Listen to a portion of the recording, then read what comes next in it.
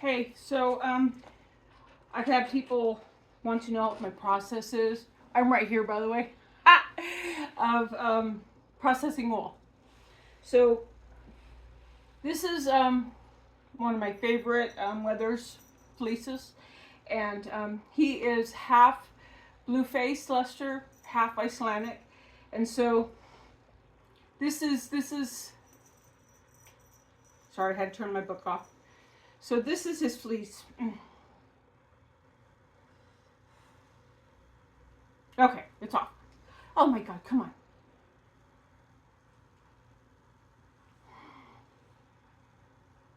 on. Okay. So if you can see how he has, there's all these are called locks. These little, so his fleece is a really nice fleece. And with the cross, with the blue-faced leister and the Icelandic, you get big fat locks. Next video I will save some of his that hasn't been done, and I will show you the difference between the three fleeces. So to get it really clean and really nice, the best way to do it is to pull each lock apart. So you see this right here? That's a lock. And what I do is I just pull the piece out and drop it in my bin. And so when it's washed, you have all these little separate pieces. And if you're, I don't particularly like to do it, but if you're into it, there's a thing called lock spinning, and you just brush out the lock a little bit and spin it. Like that, you don't process it at all. But with that, you get uneven yarn. But you see how it just comes out really nice, really quick.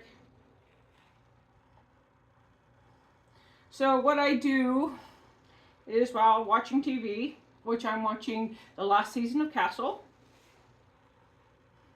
I'm a big Nathan Fillion fan. I remember him when he was in either General Hospital or One Life to Live. He played Kevin Buchanan or something like that. I can't remember. My mom did those soap operas, but that was the first time I seen him. And then, many of you know I am a huge sci-fi fan, fantasy, alternative history sci-fi, and I love Nathan in Firefly. I'm a brown coat. If you know, you know. But this is what I do to get this fleece ready to wash. I just go through and separate, pull each lock apart, and you see how long this is. When I pull the lock out, it's much longer.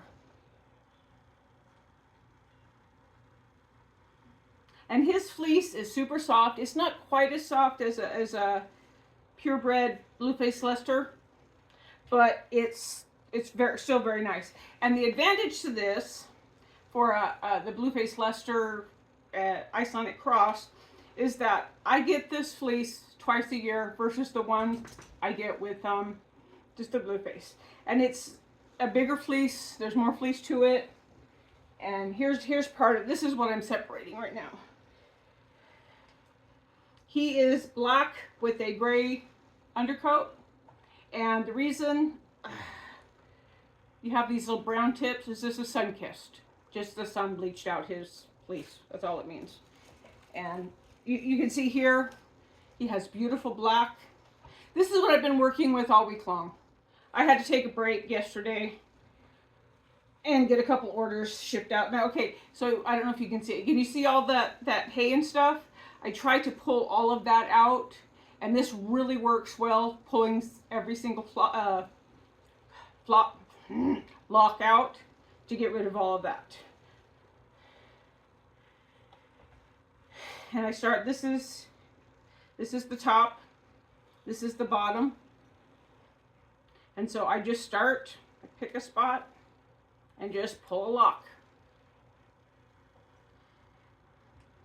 It's much slower than my normal way of doing it, which I just separate the fleece. I actually wash mine in my washing machine.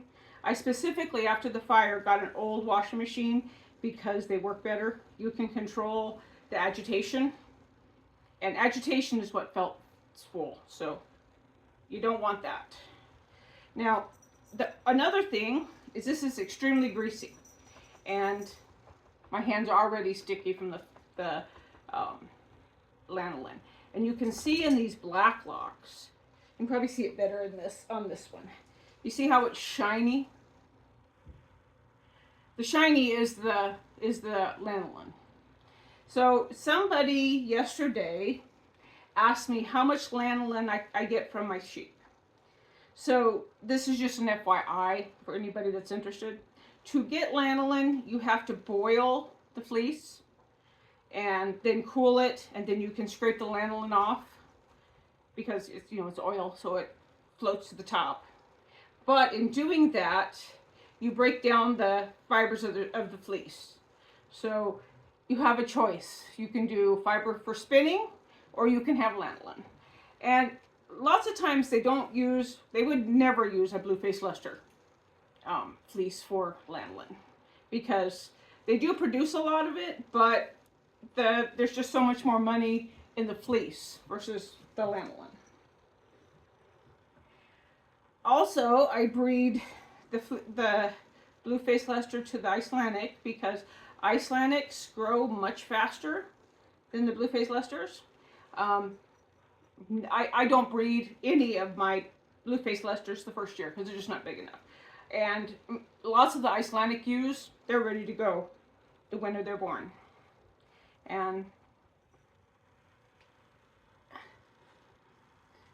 But the crosses, Icelandics are small. They're not a very large sheep.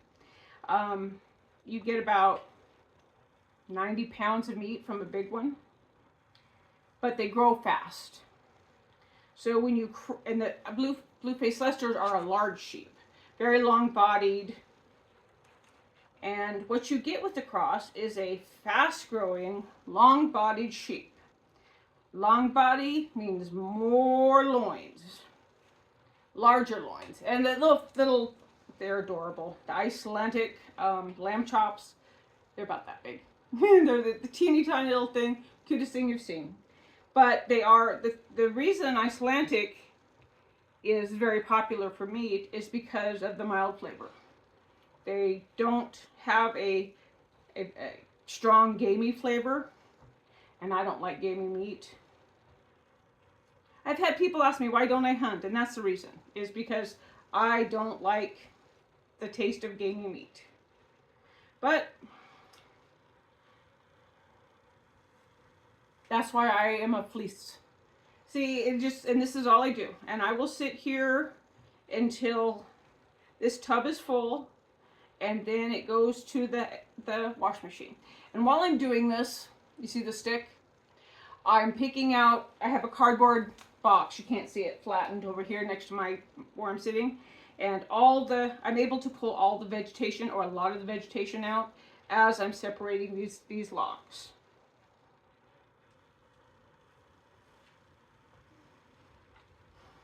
This is the real greasy part. And lots of times that is under the armpit, because their glands were there. So this was belly fiber.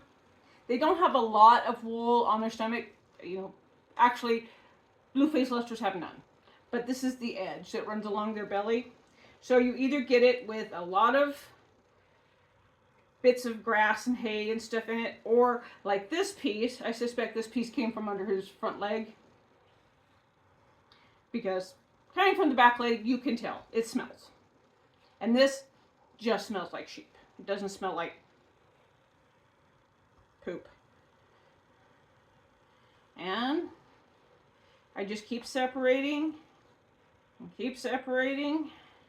Now see, this comes from the blue-faced leister. You see how thin some of these locks are? Look at how skinny this one is. So that is kind of what a blue-faced leister purebred looks like, but it's got more kink to it. But you see as you pull it out how long it is? Whoops, see how long it is? And that is how I process my fine wool sheep fleeces. This is the first step. So if you wonder why it takes forever, it's because I have to go through and separate it like that. And then this goes to the wash machine. And what I do is I don't use the agitation. I fill it with hot water, and I use Dawn soap. I don't use any of the expensive, one's called like unicorn scour, and there's different names for them. I tried them in comparison to the Dawn soap, and Dawn just works so much better. It's so much cheaper.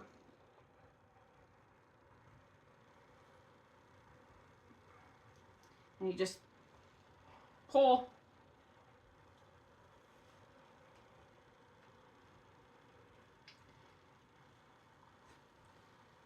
So that's part one. Let's see, there it is. See? And I will go ahead and I will fill this completely up with this fleece over here, separating out all the locks, and then I'll wash it. So that is that. And I will let you guys go. I will do a part 2 once I get this washed. And I'll probably split the next video into what it looks like washing and what it looks like once it's dried. So thank you very much, and I thank you for all the questions, and I will see you later.